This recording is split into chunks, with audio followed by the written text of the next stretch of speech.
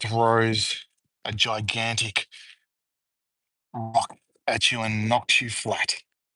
What do you do when you lose everything financially? And also when you lose everything that makes you who you are? Well, in 2020, when everyone was going through the worst time in living memory, I guess, um, with the exception of those who probably went through World War II. I know a few people who have been in that situation, and I can't speak to that, but I imagine that was terrible. But the global crisis in 2020, the pandemic, really hit a lot of people very hard. And I still see what seems to be like a shell shock as I walk around the streets these days, as I interact with people. And I spoke on my last live about there is some sort of relationship between what people went through in that period, the pandemic, and the filter that has disappeared between being a decent person and just being ugly to people, telling people how you feel based on how you feel, not on facts. So if you get a chance, have a watch of that as well, because I talk about how to handle those people. But today, I want to talk about what happened to me and what happened to a lot of people in 2020 through 2022 with the pandemic. I happen to live in Australia in a state called Victoria, which was the most locked down place on the planet. It was like an apocalypse. I had a job, thankfully, during that time, kept me busy, very, very busy. It didn't pay very, very well. In fact, to do that job, I was losing money every day and I was bleeding and I was hurting. And that's a story for another day, but it was a blessing in disguise. But during that time, I was driving around in this truck and it was a human waste collection truck, by the way. And that wasn't the worst part of it. And I could see what was happening to our state. The biggest city in our state was dying rapidly. The roads were essentially empty, apart from essential workers, and I was included in that. And people, you just didn't see people, which in one way was great because I have now got to the point in my life where being being around a lot of people drains me very rapidly. And I think that's important to recognize that when that's happening in your life, that being around a lot of people is draining. But being around nobody for extended periods of time is damaging as well. I do talk about retreating and being by myself like I am now, but that's for an hour or so. It's not for weeks and months and months and months on end. So it's damaging. It cuts you off from your circle of friends. It cuts you off from who you are to those friends, the gift, the light that you are to them. And it can send you spiraling. And that's what it did to me. So financially, I lost everything. I lost a house. I lost cars. I lost all of my investments, all of the share portfolio that I built up over 30 years was gone. And It troubled me. It kept me awake at night because I was focused on all of the loss. And that's what did the most damage. It wasn't the loss of the physical, which I'll talk about shortly, but it was the loss that I was focused on, the emotional loss, the toll of those emotions, dwelling on the loss that hurt the most, that damaged the most, that cut deeply into who I was and who I am.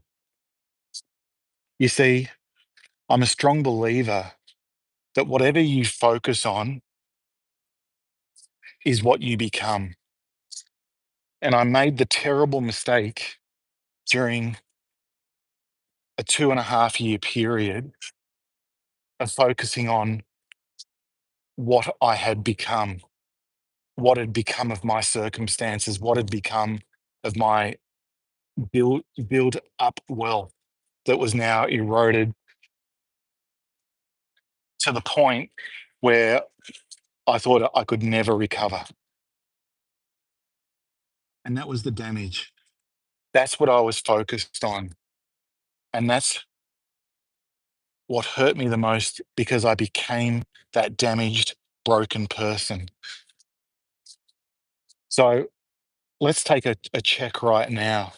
Those who are watching, what are you focused on? Is it helpful? Is it building you up? Or is it hurting you and damaging you and limiting who you can become and who you were? For me, it was the latter. And I had a wake up call in 2022, just near the end of the pandemic. I was on antidepressants, sorry, because I was depressed. And I was driving this big truck, big, heavy truck on a highway at the top speed that I was allowed to go, which in this country is 100 kilometers an hour, 65 miles per hour, I believe. And I was so focused on what I had become because of the pandemic, because of all this loss, this physical loss, and even more so because of the emotional loss, the damage that I had inflicted on who I am, that I wanted to end my life. And I started consciously steering the truck into oncoming traffic. And you hear the devastation of those words. What had I become? That I was my only option, I thought, was to end my life.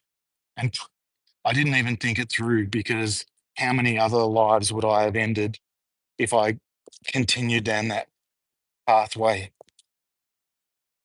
So here I was in control of a 4 to 6 ton truck, hurtling down the highway and veering into oncoming traffic. I'm, I'm deeply moved just even thinking about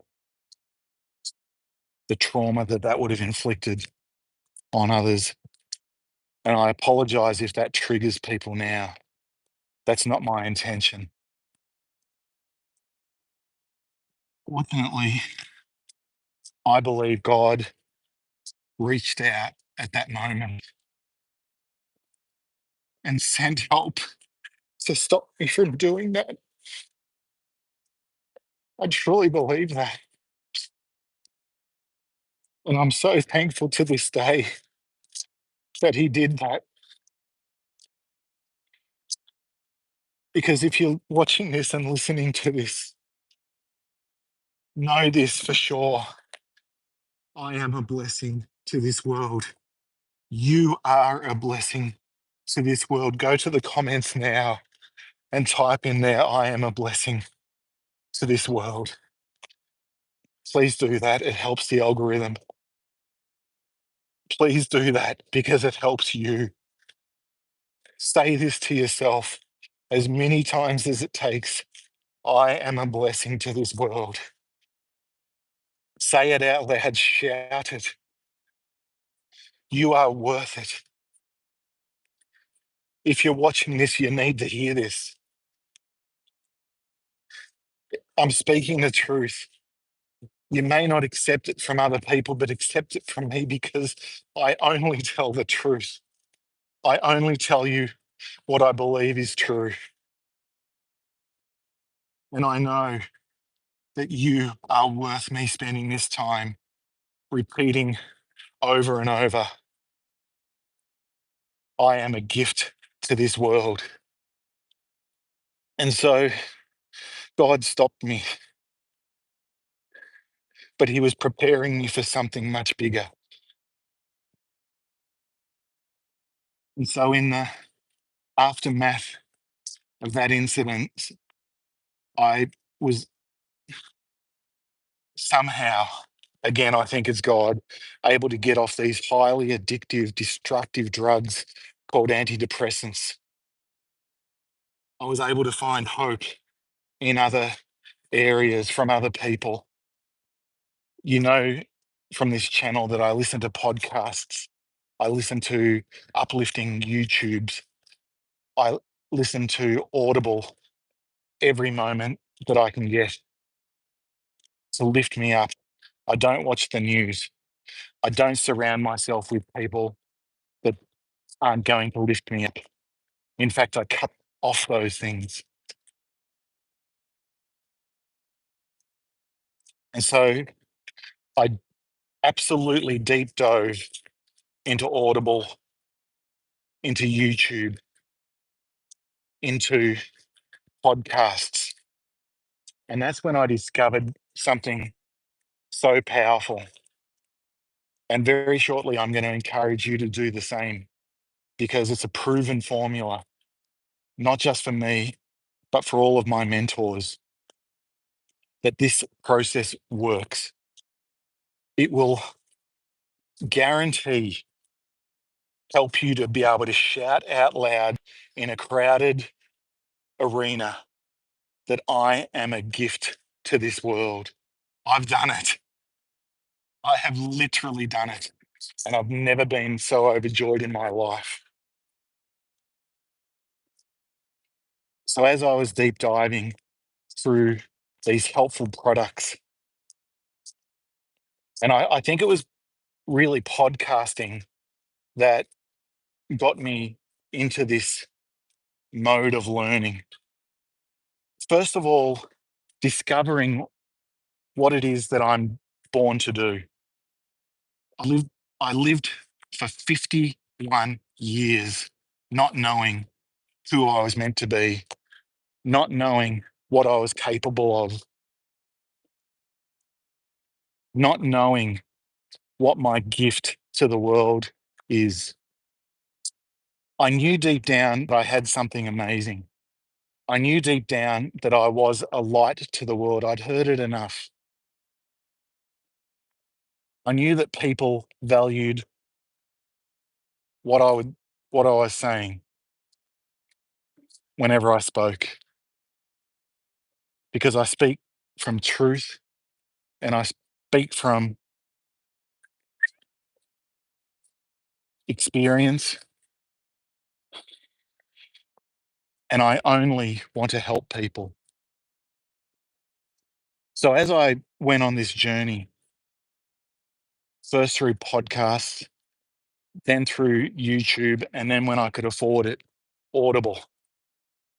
And I was learning at a rate that I'd never experienced before, and I was retaining it.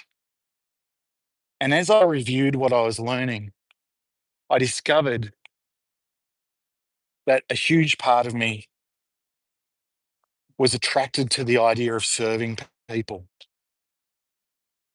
Then I discovered the way that I could serve people easily and in my limited financial circumstances was to start serving people by cleaning for them. It literally cost less than $80 for me to get the equipment I needed to start cleaning. And as I started deep diving those things became very apparent, that serving, that cleaning was my gift at this stage in my life to the world. And again, I believe God stepped in here because he lined up for me the right people to serve. And those people were older people that were retired, that were elderly and couldn't look after themselves the way they had grown up doing so. And so I started earning a good income from serving them. But the beauty of serving them was that I was helping them. So the bills kept flowing in, the expenses kept increasing, but I was starting to make an impression through using my gift. Can you hear what I'm saying? Can you hear what I'm pleading with you to do? You are so worth it. Deep dive into who you truly are. Deep dive into what your purpose is. No one is going to tell you. As I said, I spent 51 years trying to work out who I was, trying to work out what I was meant for. I heard from lots of people that I could do anything. I heard from lots of people that I was stupid. And I think the confusion of those two messages kept me from achieving anything significant. But I had finally uncovered who I am. Hello, Red Dog. Good girl. Have you been for a run? I finally uncovered what my joy is. It was revealed to me through adversity. And how often do you hear that at your lowest point, and believe me, I had reached my lowest point, God will step in and show you what his true plan for you is. You see, I'd spent 51 years trying myself to uncover that secret. And it's not just useless to try yourself, it's pointless and it's much harder because you're never going to find it. It's much less rewarding because you never really get to where you want. And when I had hit rock bottom, I said, God, please take me. Please use me. Please reveal to me what my true joy is. Please reveal to me how I can serve people. And it's like when a big bell rung, serve people. You see, serving people is the most beautiful thing you can do. And it's when I truly started serving people, that's when the money started flowing in. That's when my financial situation turned around. That's when I wasn't too scared to go to the mailbox and check to see if there was any mail, hoping, praying that there wasn't any bills. But there always was because that was my expectation. That's when I stopped fearing that my car registration was due or my insurance. That's when I stopped fearing that I had to keep wearing the same clothes and the shoes that I was wearing, even though they were constantly wearing out. I was Now that I'm talking about this, I'm reminded that my shoes were falling apart. I found 3 or 4 pairs of them about a week ago, and I'd kept them because they were beautiful shoes, but they were completely falling apart. And now I'm in a position, which I wasn't then, to go to the cobbler and have them repaired. And the repairs cost more than the shoes. But I've done it with one pair because I want that reminder of those other 3 pairs of what I went through. And I want that knowledge, that certainty, that reward that I can now afford to repair them. And that's why I had one pair repaired. And each time I slide those shoes on, I feel this pride of what I've overcome, this pride of what I've endured. I know it's like going to a gymnasium and realizing that it's very hard work, but you're starting to make progress. And so here I am today, able to talk to you and encourage you and give you hope that you will make progress, but you have to start. And starting is the hardest part. But it's like a muscle. In 30 days' time, you'll realize you're suddenly able to do this thing that used to seem so hard just 30 days ago. In 90 days, in 120 days. You know, I spoke about 4 weeks ago. I lost $100,000 contract cleaning at a school. And previously, that would have put me in the grave. But I had built up enough resilience, enough fortitude, enough muscle to be able to say, okay, thank you, God, you're freeing me up to train more staff so that I can move on to the next much bigger thing than I could ever have handled in the past. Because I know that muscle has been built up and I am resilient and I am resourceful and I am capable of greater things. And this is just God setting me up for those greater things. So I give him the glory. It's unreal. It's so exciting. It's scary right now because the training is costing me a lot of money. My bank account is going right down, but I'm investing in the new staff and the current staff to get the systems in place to get their learning up to speed so that they can do this much bigger task that God is sending to me. I don't even know what it is yet, but I trust him. There's not a doubt in my mind. So when you lose everything, it is hard. When you lose everything financially, it's even harder not to focus on the loss. But here's my encouragement to you. When I lost everything, I initially focused on everything I lost, and that just led me to further darkness, further sadness, further pity. And if it wasn't for God stepping in, I would have kept becoming more and more pitiful, more and more depressed, more and more unhelpable,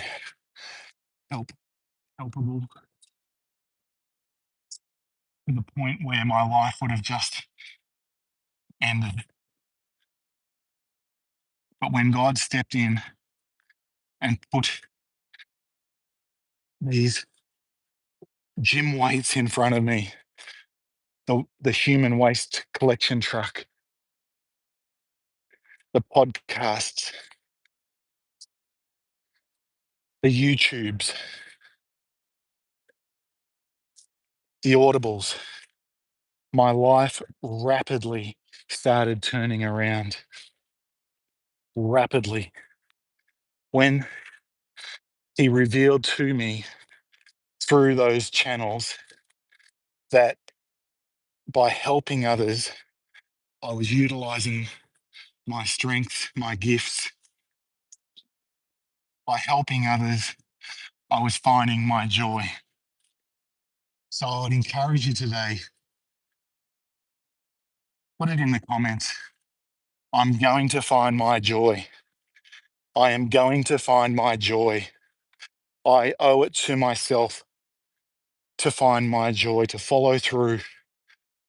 I am going to find my joy.